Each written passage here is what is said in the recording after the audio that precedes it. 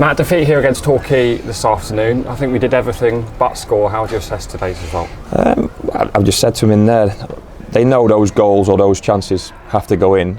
But that was the story of the afternoon in relation to poor execution. Our in-possession impact on the game was minimal today. Very rarely did we string two passes together, and when we did, we created chances. It's always going to be a battle. That's why we have this fixture, the last game before the season starts, because we know it's going to be a battle, and both teams competed really well in relation to that, and it's a very even game, which comes down to one moment or one set piece or one moment of brilliance. We had enough chances to be further ahead than the game suggested, so I'm pleased with the aspects of our mindset to compete, but we have to be better in possession. We were very, very poor at times, and that was a collective today. I think you've probably seen a team without probably Josh Key and Giovanni Brown, who give us an aspect of control in our play, but sometimes they'll be missing throughout the season and they won't be here forever, so we can't make that as an excuse. The rest of the group have got to put their hand up and say, I'm going to impact the game in a positive way. They were fit, they were strong, they were resolute at times. We had no real quality today and no execution. Like we said, plenty of chances. We do have to give credit to Torquay's goalkeeper. Had an outstanding game, and I know you're in the market for a goalkeeper. We'll be bringing up Gary in the morning. Absolutely, but we missed too many chances on Tuesday. We all love Sam Nombe, but he's got to score. We all love Josh Gowley, but he's got to score. Tim Diang, you expect him to score those headers, which he did, his trademark from last season. So I'm pleased we're creating those chances, but we have to put the ball in the back of the net, and then that game looks totally different and feels totally different to what we feel right now. Like I said, I'm so pleased because it hardened our bodies. It was the first game really in pre-season where it was a tough physical battle, and they put bodies up against our bodies.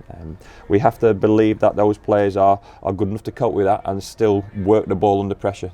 We didn't do that today, but we've got players who are capable of doing that. So we'll push them in relation to that this week, but a good workout for next week. Me and Scott both said this earlier, that today felt like a proper competitive game of football. Both on and off the pitch. It was feisty. There was moments when, the strange moment in the second half when the game stopped as well. But it felt like a proper atmosphere. Yeah, which is what we've not had in pre-season. Yeah, exactly what we've talked about. We'll get to a stage in the future where we'll have those games at the park as well in front of our home supporters. But we wanted to come away from home to get people out of their comfort zones, and we never got out of that comfort zone all afternoon. I can't fault their honesty, but we have to add quality to our play, and they know that. They're under no illusions. But goals do change games. As much as it was a close game and a hardly fought game, one set piece cost us, but there were moments within that. Even the Jack Sparks incident, that was a moment which we don't want to happen, whether the players involved or not, our players involved or not. Jonathan Ground's incident, whether the players involved or not, we don't want those moments to add heat to what's already a hot game. I'm sure we'll get that over the course of the season. The big thing is another 60 minutes for Sam Stubbs. He looked better than he did in the game against Yeovil, so he's getting closer and closer to fitness. Minutes in the bank for Jonathan Grounds. Realistically, we've got Alex Hartridge to come back into the fold, and obviously check Diabate to help the mobility of the back line, and Josh Key and Harry Kite don't seem to be too serious, so we expect them to train this week. The worry is always, and there's a player not involved today in Giovanni Brown who does give us that extra bit of control, an extra bit of slowness where the game still goes fast and he almost goes slow at his own pace. We hope he's going to be fit for next weekend. Let's expand on some of those absences you said. So Giovanni Brown, you hope he's fit for next week. He seemed confident when you spoke to him earlier. Yeah, look, he's still sore today, which isn't a great sign. He picked up a whack on his calf at the start of the week, played through it on Tuesday, but got another whack on it, and sometimes a whack in a dead leg or certainly in a calf position can turn into a slight strain if it doesn't go away. So he felt a little bit Thursday, Friday. Could he have played today? Possibly, but that's too big a risk. We want our players pain-free going into the first game of the season. We know how important Giovanni is in relation to, I think he helps Sam's game above him and the midfielders' games behind him. So we hope he'll be fit. We expect him to be fit, but we've still got to be able to compete at the level, whether it's today or next week, without some of our better players. So Josh Key and Harry Kite were both here today, didn't feature. Again, hopeful for next week. Yeah, look, Josh came off on Tuesday with the tightness with a hamstring with 15 minutes to go. We're really pleased it's not materialised into a strain or a tear. We think it was just tightness and fatigue. The only thing is he's not had that 90 minutes under his belt going into the first league game of the season. We'll assess him more throughout the week, but we expect him to train. And Harry Kite is a reoccurrence, I suppose, of that groin injury. Such a horrendous groin injury picked up at Bradford in terms of an initial tear, but this week's been mainly tightness on the back of the Yeovil game. So you want those players available because we need all the players we've got available at the moment, and we want them to be in a good place physically and mentally. Obviously, Harry Lee has played the majority of games in pre-season. Scott Brown started today. Is that one eye on next week? Should you not be able to bring another keeper in? Potentially one eye on next week. Also, he's going to sit on the bench when we do bring a goalkeeper in, so he's got to be ready. He trains with us every single day, and he's still our best keeper in relation to that. So it was important that he played in the game today. Harry Lee's had 6 games to get the experience and exposure. He'll need to go out on loan. We're trying our hardest to get him a good loan move, but we're conscious that not many people trust a young goalkeeper who's not really done too much in their career to date. So Scotty needed to play today. Today was all about getting those last details and those last match minutes into the ones who haven't had enough, hence why Stubbs and Grounds played, and Scott Brown as well. Over this pre-season 6-week, 5-week period we've had, is there anything you've learned, not just from today's game but over the last few weeks, about your squad that you perhaps didn't know and that has pleased you? Oh, look, people have come back in different shapes, sizes and conditions. Josh Coley's been the real plus. He was a goal short again today from a positive performance in relation to the way he played. He's covering the ground really well, and he's another attacking option in various positions. He could play wing back, he could play in the midfield three like he did on Tuesday, he could play closer to the front man like he did today.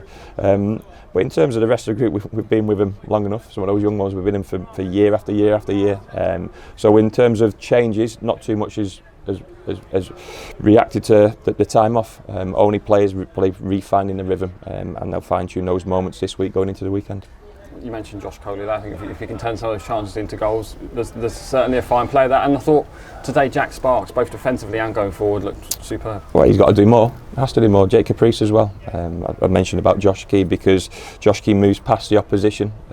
It was very stop-start the game today, in possession for ourselves. More often than not, when we're getting right in an attacking sense, we're more fluid than we were today. I was disappointed with our attacking play, and that included both wing-backs. Obviously, attention's now turned to that game at Lincoln. It's been such a quick pre-season, hasn't it? It's felt like it's gone in a flash. We've had the weeks. We've had a game time under our belt. Obviously, the trip away to the Vale was earlier on than expected, but we couldn't do anything about that in terms of the hotel booking. So ideally, you like to break it up in week 3 or 4. But in relation to where the group are, barring what we've got at the moment with I call niggles, fitness-wise, we're okay. Kyle Taylor, we know his situation. We know he's not going to be available for the majority of this season, and that's a real shame for him. But in terms of the rest of the group, the key thing is going to the first game of the season. How many of your main players have you got fit and available? We saw on the bench today there was plenty of youngsters, which is great experience for them to be in that matchday environment. One of them, Alfie Pond, who's played a few times in pre-season, but we haven't seen him in the last few games. Yeah, real shame. We've wanted to play him. He's not been in the right headspace. We've turned down a couple of really low offers from north of the border in relation to his contract at the club. That doesn't seem to be resolving itself anytime soon. We've got a fantastic loan opportunity on the table. The player and the agent are turning that down at the moment. It's beyond me why players don't want to play football, and all of a sudden players will sit on the bench and wait for their contracts to run out based on advice they get elsewhere.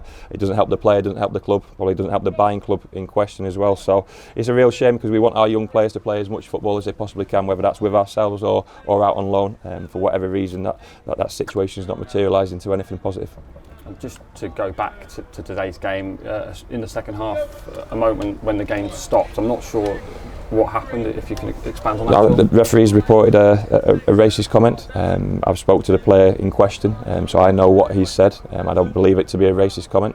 It will go into an investigation through the right pathways in relation to that. I trust my players. I trust the player in question in relation to what he's been suggested to have said today and what he's actually said. And in terms of the Torquay player, then he's got to go through the right pathways in relation to that. I was really pleased with the way the referee actually conducted himself in that moment. We were all a little bit confused because no one knew what had actually happened, but it seems the right protocol has been kept to today. And finally then, like we said, 1 week to the game, until the game at Lincoln, what does this next week look like for you? Well, we'll see where they are physically on Monday morning. Obviously the ones who didn't get the game time will train slightly harder than the ones who've played today. So it might be a mixed group, but we'll get them together for the first half an hour, 45 minutes of work on Monday, and then we'll split the groups. Some will watch some video back. Some of it won't always be pleasant when you're re-watching games, but we've got to take into account the context and the feel of today. And like I say, there's almost two pluses out of 3. They were honest, they tried their hardest, their will and desire was where it needed to be. They were organised, but we didn't have the quality to win the game, and then it came down to that fine margin.